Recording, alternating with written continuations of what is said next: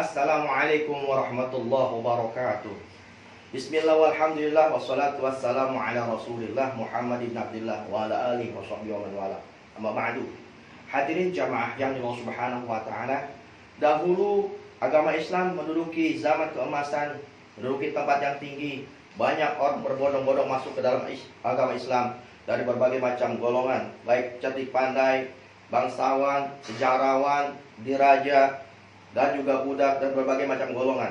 Mereka tertarik masuk ke dalam agama Islam bukan mengharapkan kedudukan yang tinggi, harta yang berlimpah, dan juga berbagai macam keuntungan yang lainnya.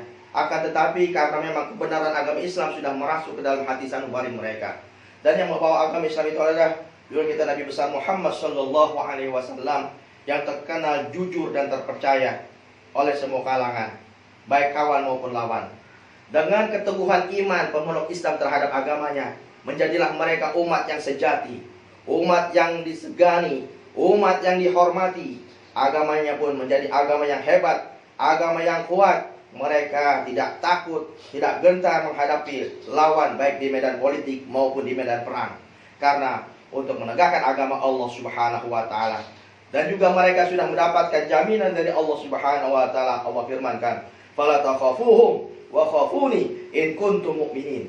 Janganlah kalian takut kepada mereka, dan takutlah semata-mata kepadaku jika adalah kalian termasuk orang-orang yang beriman.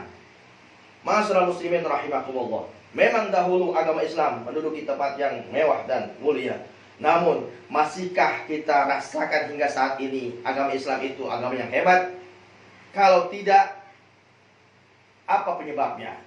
Baginda Rasul sallallahu alaihi wasallam sudah memberikan jawaban yang tepat dan pasti berkaitan dengan runtuhnya kehebatan Islam. Di antara penyebab-penyebabnya adalah baginda Rasul pernah bersabda, "Idza 'awwamat ummatid dunya dinaran wa dirhaman, nuzi'at minha haibatul Islam.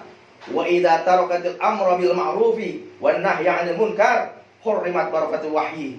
Wa idza tasabbat ummati saqatat min 'ainillah." Apabila umatku sudah mengagung-agungkan dunia, membesarkan dunia, melebihi dari segalanya emas dan perak, maka akan dicabut dari hati mereka kehebatan Islam, kewibawaan Islam.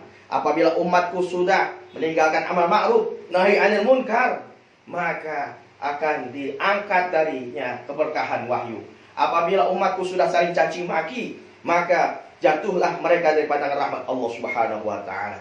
Jamaah yang Allah Subhanahu wa taala, 3 perbuatan mendatangkan 3 musibah, yaitu ketika umat Islam sudah mengagung-agungkan dunia, melebihi daripada kepentingan agamanya, mengejar dunia, pergi pagi pulang sore, mengumpulkan harta benda, emas, perak, pangkat jabatan dan deposito yang lain-lainnya, sehingga melalaikan daripada kehidupan akhirat.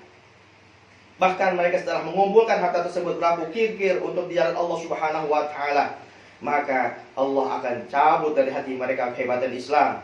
Kenapa? Karena ketika mereka sudah cenderung hatinya kepada dunia, maka tawakalnya kepada Allah Subhanahu wa taala sudah hilang. Ketika tawakalnya hilang pada Allah, hatinya hanya cenderung kepada dunia, maka hilanglah kehebatan Islam dalam hatinya. Maka tatkala itu hatinya, batinnya sudah rusak, dan ketika batinnya rusak, hilanglah kecenderungan membela agamanya. Ketika itu mereka tidak akan lagi dihormati oleh kawan dan tidak akan ditakuti lagi oleh lawan.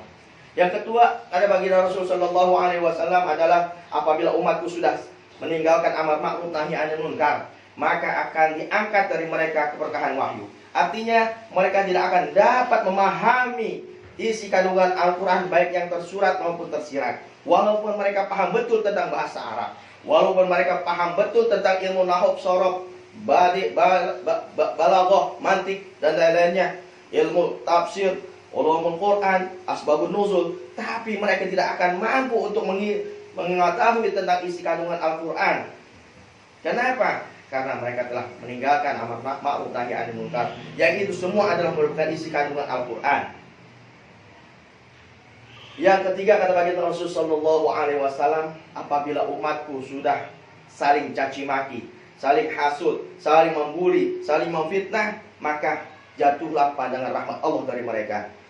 Ketika manusia umat Islam sudah meninggalkan daripada persatuan, artinya mereka saling caci maki, saling menghasut, saling membuli, saling menjatuhkan, saling memfitnah, maka itu mereka sudah menjauhkan dari perintah Allah Subhanahu wa taala sebagaimana Allah firmankan, wa'tasimu bihablillahi jami'an wa la tafarraqu. Berpegang teguhlah kalian kepada tali agama Allah dan janganlah kalian berpecah belah. Ketika umat Islam sudah saling memusuhi, saling membuli, saling caci maki, saling menuduh, maka di saat itulah Allah akan memurkai mereka. Mereka tidak akan dirahmati oleh Allah Subhanahu wa taala, akan mendapatkan azab dari Allah Subhanahu wa taala. Oleh karena itu, mari sama-sama. Boleh kita mencintai dunia, tapi hanya di genggaman tangan kita saja. Jangan dimasukkan dalam hati kita. Jangan tertipu oleh bujuk rayu dunia, manisnya dunia, dan kita tegakkan amar ma'ruf nahi anil munkar minimal dalam keluarga kita. Ketika kita punya anak putri yang masih belum balik, kita ajarkan tentang masalah tutup aurat, kita ajarkan tentang masalah sholat 5 waktunya, dan juga ibadah-ibadah yang lainnya, puasa, dan kita larang mereka untuk buka aurat dan pergaulan bebas yang dilarang oleh agama. Yang ketiga adalah kita jauhi segala bentuk yang memecah belah umat, sehingga Allah Subhanahu wa taala akan kembalikan kejayaan Islam dan muslimin, sehingga Allah takdirkan lagi Islam ya'lu wa la yu'la alaih. Lebih kurang mohon maaf. Wallahu muwaffiq ila aqwamit thoriq. Wassalamualaikum warahmatullahi wabarakatuh.